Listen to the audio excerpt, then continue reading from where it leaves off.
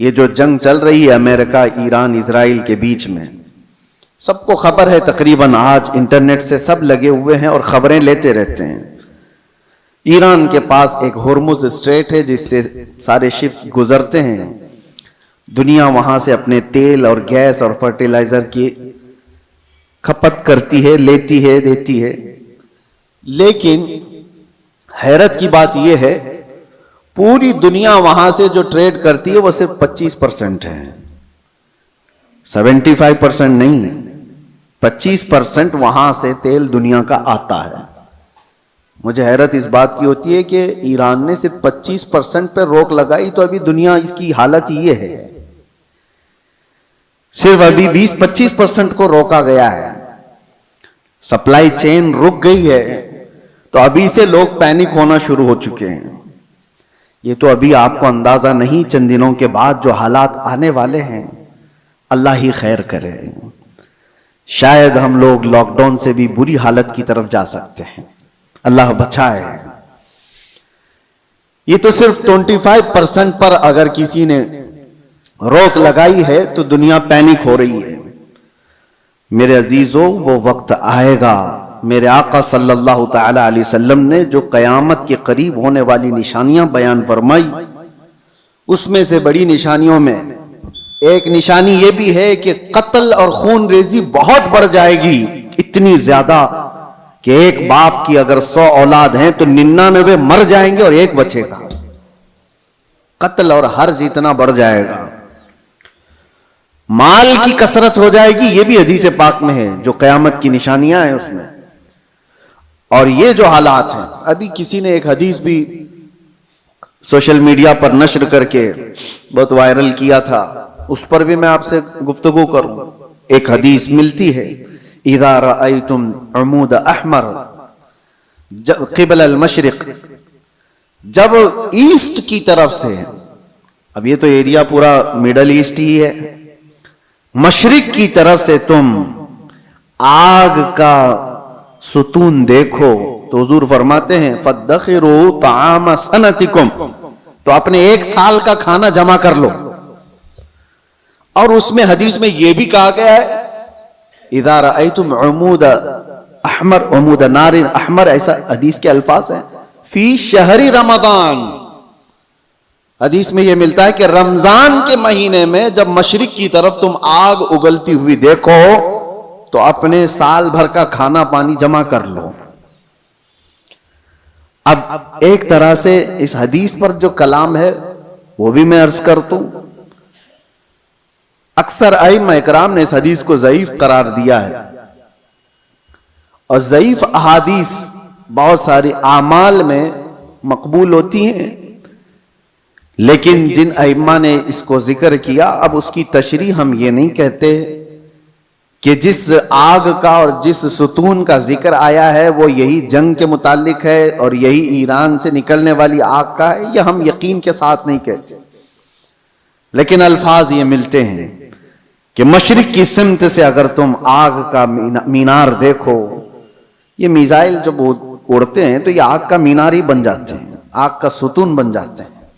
بہرحال بہت ساری علامات ایسی ہیں میرے عزیزوں جس سے یہ اندازہ تو ہے کہ یہ آپس میں دنیا کو تباہ کریں گے، یہ طاقتیں ٹکرائیں گی اور دنیا کو تباہ کریں گے۔ عام لوگوں کی موت کثرت سے ہوگی، بڑے لوگ اپنی اپنی سیکیورٹی اور اپنی حفاظت کا انتظام کر کے بیٹھے ہوں گے، عام انسانوں کو مرنے کے لیے چھوڑ دیا جائے گا۔ جنگوں میں سب کی تباہی ہے، کہنے کو تو امریکہ کل اعلان کر دے گا کہ ہم جیت گئے، جیت کس بات کی ہے؟ کیا انسانوں کے ہزاروں قتل کے بعد کوئی جیتتا ہے؟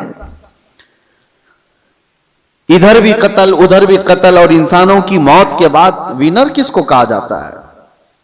یہ تو صرف اور صرف اپنے نفس کو بڑا بنانے کا ایک ذریعہ ہے، باقی جیت کسی کی نہیں ہوتی جنگوں میں۔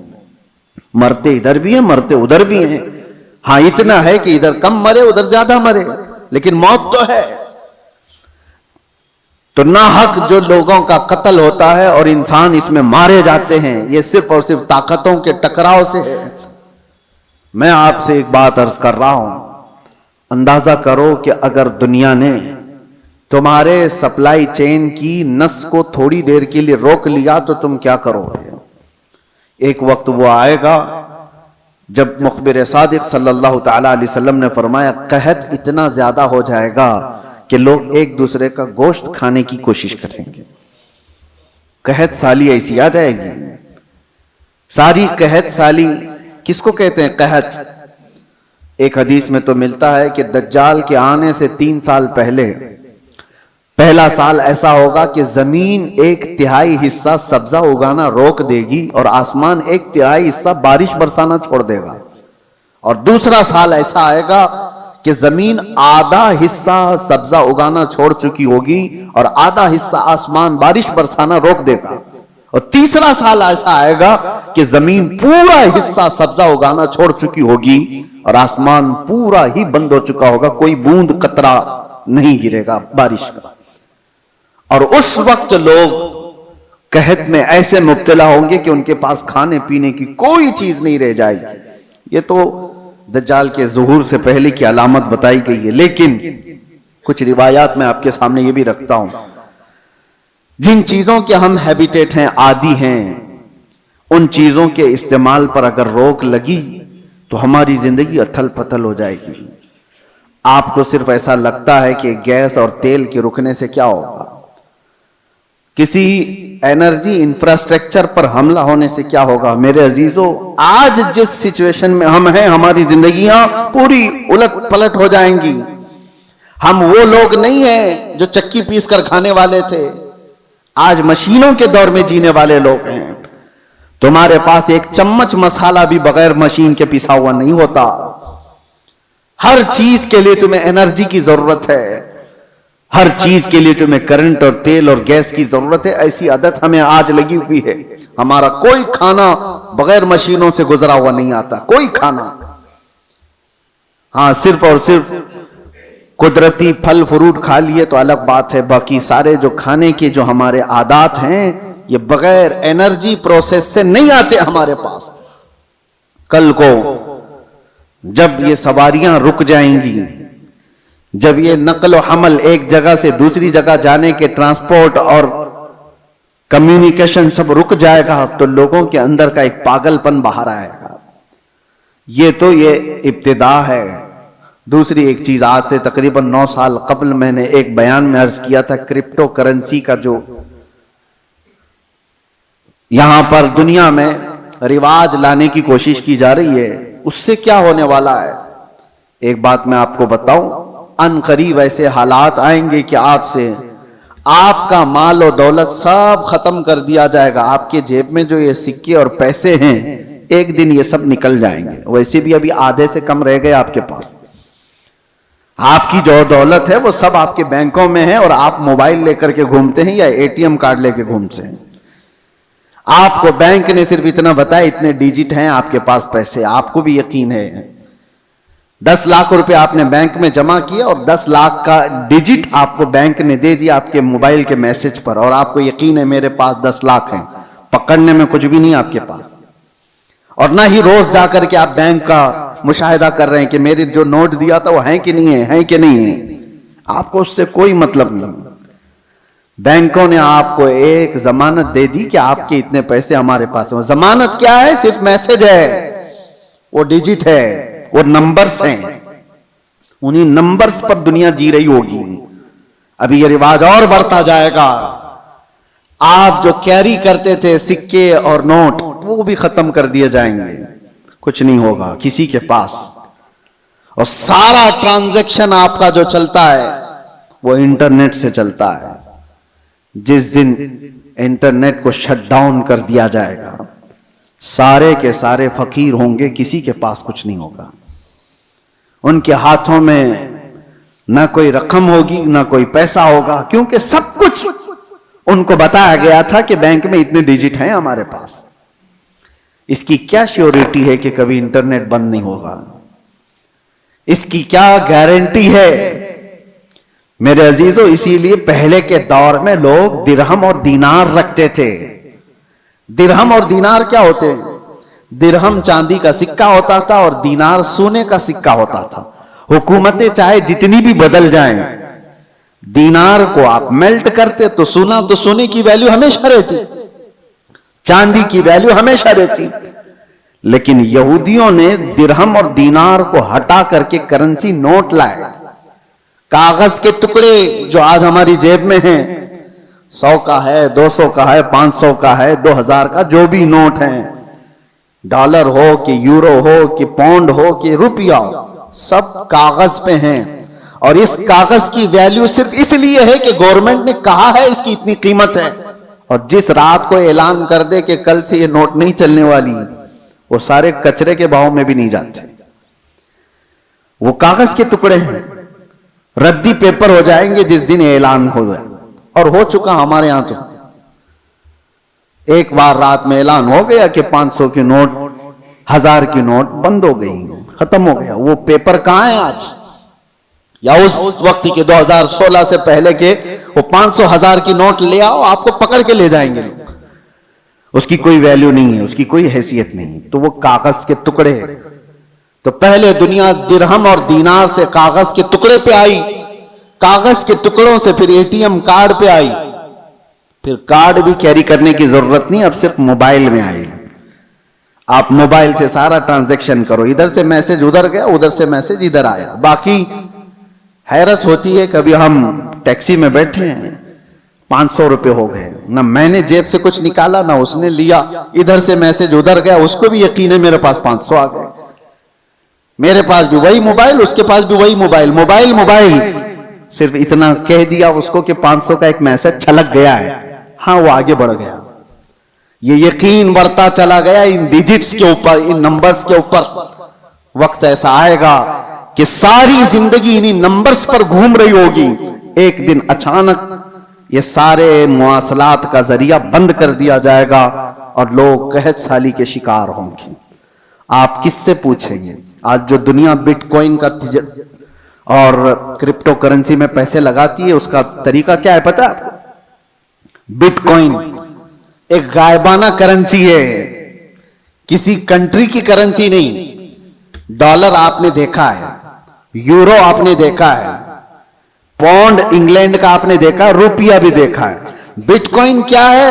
وہ دیکھا ہی نہیں کسی نے، وہ ہے ہی نہیں. وہ ایک کرمنل دنیا چلاتی ہے اور انہوں نے اپنی ایک قیمت اس کی لگائی ہے اور روز بڑھتی جاتی ہے قیمت.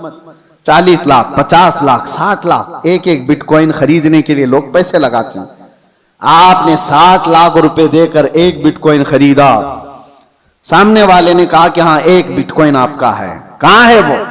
اس نے نمبر دیا ہے خالی، کوئی سونا اور چاندی اٹھا کے نہیں دیا، کوئی گارنٹی نہیں ہے. بس اس پر بھی دنیا پاگل ہے اور لاکھوں کی تعداد میں کرپٹو کرنسی اور یہ بٹ کوئن کو خریدنے کے لیے پاگل ہے دنیا، پیسے لگائی ہوئی ہے. جو چیز دکھ ہی نہیں رہی ہے اس کو بھی خریدا جا رہا ہے، لیا جا رہا ہے.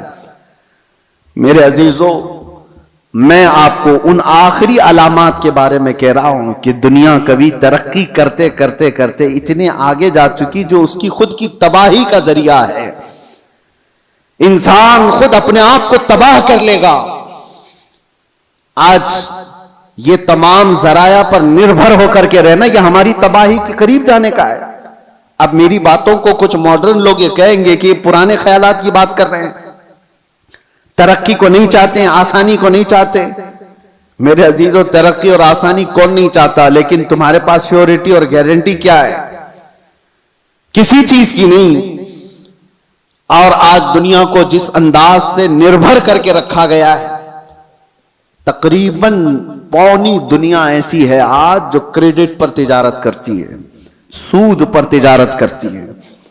سب کو کریڈٹ کارڈ پکڑائے گئے ہیں، تم سود بھرتے رہو، انٹرسٹ بھرتے رہو. لون کی دنیا پر آدھے سے زیادہ دنیا چل رہی ہے. میرے عزیزو، یہی قرب قیامت کی علامات ہیں، یہ نشانیاں ہیں. میں آج ہی پڑھ رہا تھا حدیث پاک، حضور صلی اللہ تعالی علیہ وسلم کی ایک حدیث ہے، لوگ زنا راستے پہ ایسا کر رہے ہوں گے جیسے گدھے اور کتے کرتے ہیں. اور اس زمانے میں سب سے شریف آدمی کون ہوگا پتہ ہے آپ کو؟ زنا کر رہے ہوں گے لوگ ننگے ہو کر کے، ان میں سب سے شریف آدمی وہ ہوگا جو یہ کہے گا کہ بھائی تھوڑا دیوار کے پیچھے چلے جاؤ. وہ صرف اتنا کہنے والا اس زمانے کا سب سے شریف آدمی ہوگا.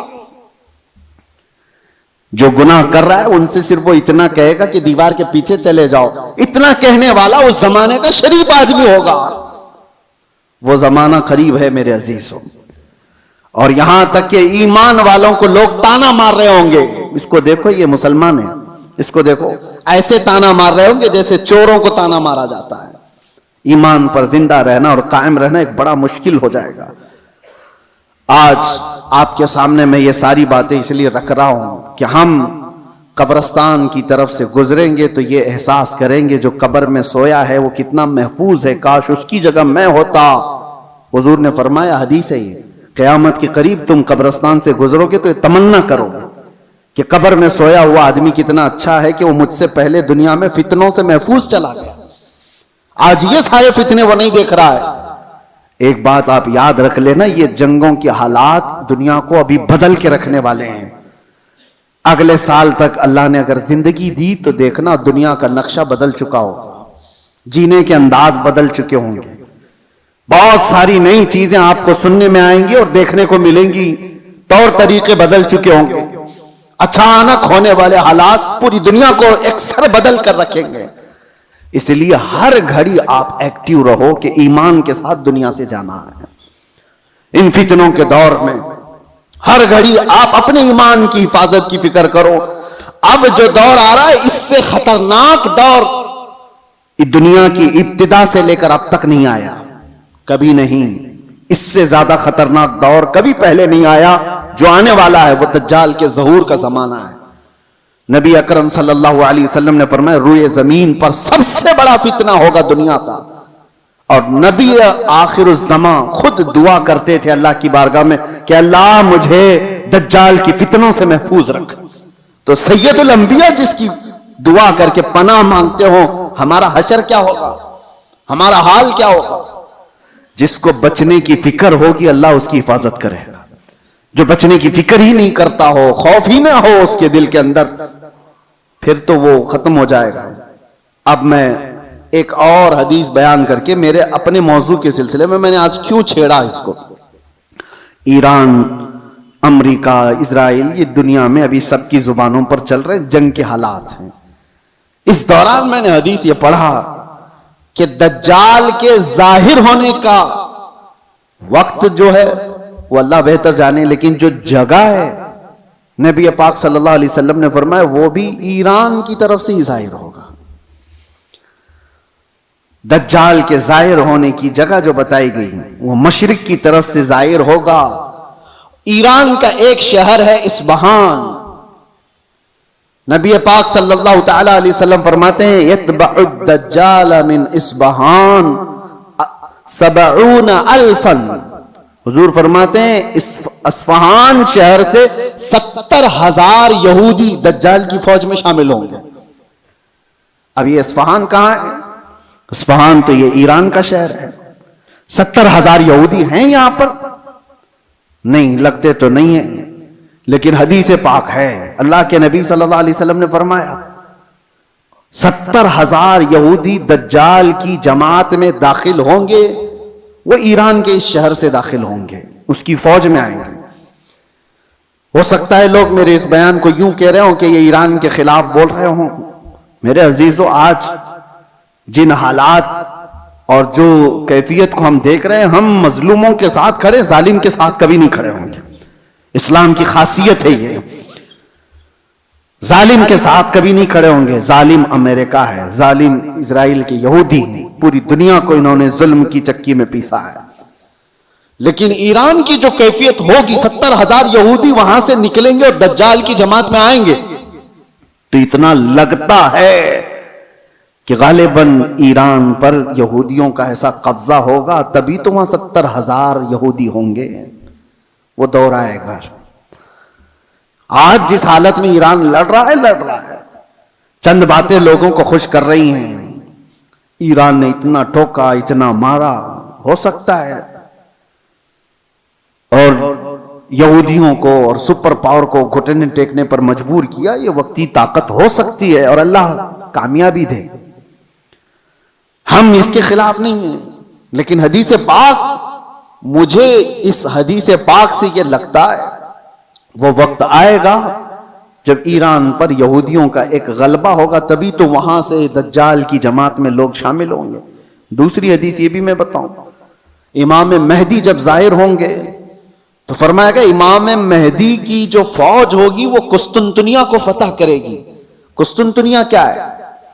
کانسٹنٹائن جس کو کہا جاتا ہے، یہ استنبول شہر ہے جو آج کا ترکی کا شہر۔ اب حدیث سنو، استنبول شہر کیوں فتح ہوگا؟ وہاں تو مسلمان ہیں۔ آج جو حالات ہیں استنبول میں، اذانوں کی آوازیں گونج رہی ہیں، لوگ نماز پڑھ رہے ہیں، پھر امام مہدی کیوں فتح کریں گے؟ لگتا اس سے بھی یہ ہے کہ یہ بھی شہر مسلمانوں کا نہیں ہوگا اس وقت، یہ بھی عیسائی اور یہودیوں کے ہاتھ میں جا چکا ہوگا، اور امام مہدی کے زمانے میں اس کو فتح کیا جائے گا۔ اور حدیث کے جو الفاظ ملتے ہیں، ترتیب پہلے کیا ہونا ہے؟ امام مہدی ظاہر ہوں گے، وہ دمشق کی طرف لوگوں کو لے کر جائیں گے، اور پھر یہ جنگ ہوگی اور فتح قسطنطنیہ ہوگا، یعنی استنبول فتح ہوگا۔ وہ تو صرف 2 تکبیر پر فتح ہو جائے گا، یہ روایت میں ملتا ہے۔ امام مہدی اور مومنین کی جو جماعت ہے وہ شہر کے باہر کھڑے ہو کر اللہ اکبر کہے گی، آدھا شہر فتح ہو چکا ہوگا۔ دوسری بار اللہ اکبر کہیں گے، شہر فتح ہو چکا ہوگا۔ بڑی جنگ کا ذکر نہیں ہے، اور فتح ہو چکا ہوگا اسی وقت یہ افواہ پھیل جائے گی دنیا میں کہ دجال ظاہر ہو گیا ہے اور اس کا فتنہ مشہور ہو گیا ہے۔ تو امام مہدی کے ساتھ جو لوگ ہوں گے وہ دجال کے مقابل میں وہیں سے نکلیں گے۔ تو امام مہدی کے متعلق جو بات ہے، ابھی جو میں نے کہا قسطنطنیہ، یہ بھی استنبول شہر اس وقت شاید ہم مسلمانوں کے ہاتھ میں نہیں ہوگا، تبھی تو فتح ہوگا۔ اور تیسری ایک خاص بات، جو بات میں نے چھیڑا تھا، حضور فرماتے ہیں جو مجاہدین اس اخیر زمانے کی جنگ میں شریک ہونے والے ہیں، حضور فرماتے ہیں اللہ نے ان پر آگ کو حرام فرما دیا۔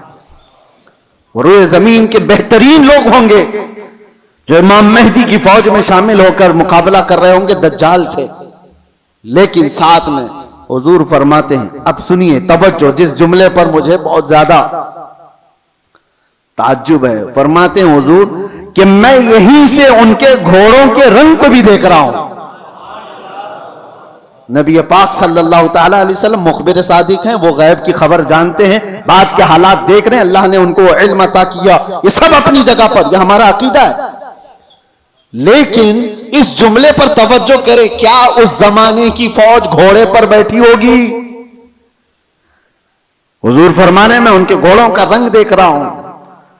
تو اسی حدیث سے مجھے یہ کہنا پڑا شاید دنیا جہاں سے شروع ہوئی تھی وہیں سے واپس آ جائے گی۔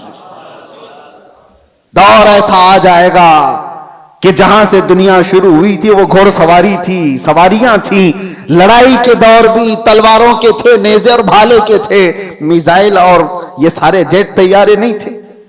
اسی لیے ایک مشہور سائنسدان آئنسٹائن کی بات میں کوئی اپنے حوالے کے لیے یا میری تائید کے لیے نقل نہیں کر رہا ہوں، لیکن مشہور ہے زمانے میں، اس نے کہا تھا 3rd ورلڈ وار کیسے ہوگی یہ مجھے پتا نہیں، لیکن 4th ورلڈ وار ہوگی تو لکڑیوں سے لڑی جائے گی۔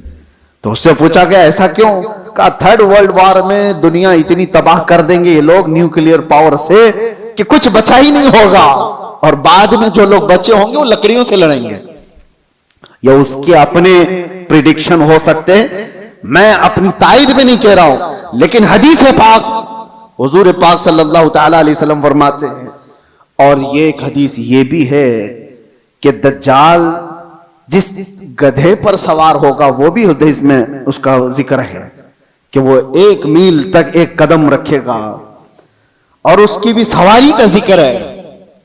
اب وہ کون سی سواری ہے اس کا ذکر آیا ہے حدیثوں میں، تو ہم حدیث کے ظاہری معنی کو بھی دیکھتے ہیں، اور ہو سکتا ہے اس کا باطنی کوئی اور معنی ہو، لیکن جب تک حدیث ظاہر میں سمجھ میں آتی اسی پر ہم عمل کرتے ہیں۔ آخر زمانہ شاید ویسا آنے والا ہو، اسی لیے میرے عزیزوں بہت ترقی پر جو آج عروج پر لوگ ناز کرتے ہیں، شاید دنیا ان کو پٹخ دے گی، دنیا ان کو واپس ان کے نشے کے غرور کو مٹی میں ملا کر رکھ دے گی۔ آج جن کے پاس پیٹروٹ میزائل ہیں، جن کے پاس چاند میں جانے کی صلاحیت، جن کے پاس مریم پنڈبیاں ایسی کہ سمندروں کو چیر کر کے نکلنے والی سارے ہتھیار، سب کچھ تھا ان کے پاس. لیکن جس دن یہ ساری ٹیکنالوجی مار دی جائے گی، ختم کر دی جائے گی، یہ کسی اور کے ذریعے سے نہیں، تم آپس میں مار لو گے ایک دوسرے کو. تم نے بھی ہتھیار بنائے، ہم نے بھی ہتھیار بنائے، دونوں مار لیں گے، ایک دوسرے کو ختم کر دیں گے. پھر جینے کا سلیقہ وہی ہوگا جو انسانوں کے ابتدائی زمانے میں تھا. انسان دنیا میں جس طرح سے بغیر لباس کے سادہ سا آیا تھا، اسی انداز سے پھر جینے کا طریقہ سیکھ لے گا اور دنیا وہیں پر آ جائے گی. اور ایک حدیث حضور پاک صلی اللہ تعالی علیہ وسلم نے آخری وقت کے متعلق جو فرمایا کہ قیامت جب آئے گی تو کیا حالت ہوگی اس وقت، اور حضور نے فرمایا صرف شریر لوگوں پر، کفار و مشرکین پر قیامت آئے گی. ایمان والے ختم ہو چکے ہوں گے، حتیٰ کہ کعبہ شریف بھی جلا دیا جا چکا ہوگا. حدیث پاک میں ملتا ہے کعبہ کو ختم کرنے والا ایک حبشی شخص آئے گا، قرآن اٹھا لیا جائے گا روئے زمین سے. ایمان والے پوری دنیا پر نہیں ہوں گے جب قیامت آئے گی. اور قیامت آنے کے وقت، عین وقت جو سور پھونکا جائے گا، اس وقت لوگ کیا کر رہے ہوں گے؟ اس وقت حضور فرماتے ہیں کہ سب اپنے اپنے کاموں میں مشغول ہوں گے. کوئی کھیتی باڑی کر رہا ہوگا، ہل چلا رہا ہوگا، کوئی کپڑا کاٹ رہا ہوگا اور وہ وہیں سے اپنی کینچی پھینک دے گا. ہل چلا رہا ہوگا وہی پھینک دے گا، وہ آواز سنتے ہی، یہاں تک کہ حاملہ عورت کے پیٹ سے بچہ نکل جائے گا. اس آواز کی دہشت سے دودھ پلانے والی ماں اپنے بچے کو پھینک دے گی. یہ جو احادیث میں ہے، وہاں پر بھی دنیا کی بڑی ترقیات کا ذکر نہیں ہے.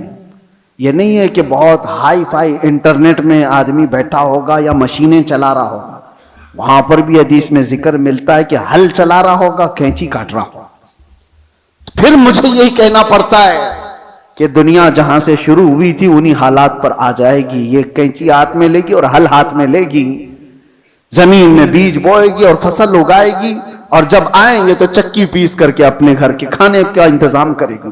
بہرحال جو بھی حالات ہیں، ہم دنیا کے آخری وقت پر آ چکے ہیں. اور ایک یہ بھی بات میں کہہ کر کے جاتا ہوں، بعض بزرگوں نے فرمایا امام مہدی کب ظاہر ہوں گے؟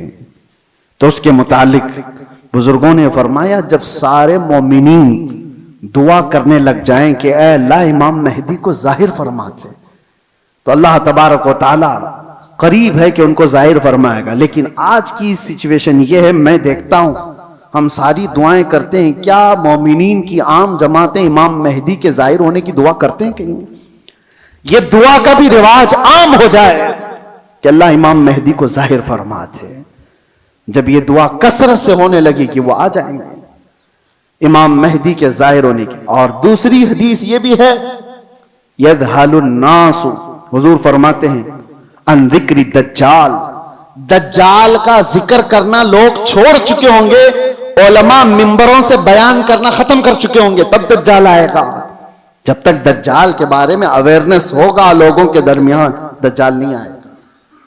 لوگ بیان کرنا چھوڑ چکے ہوں گے اور اس کا ذکر کرنا ترک کر چکے ہوں گے. یہ دونوں چیزیں ہمارے اندر آنے نہ پائیں. اللہ تبارک و تعالی ہم سب کو آخری زمانے کی فتنوں سے محفوظ فرمائے.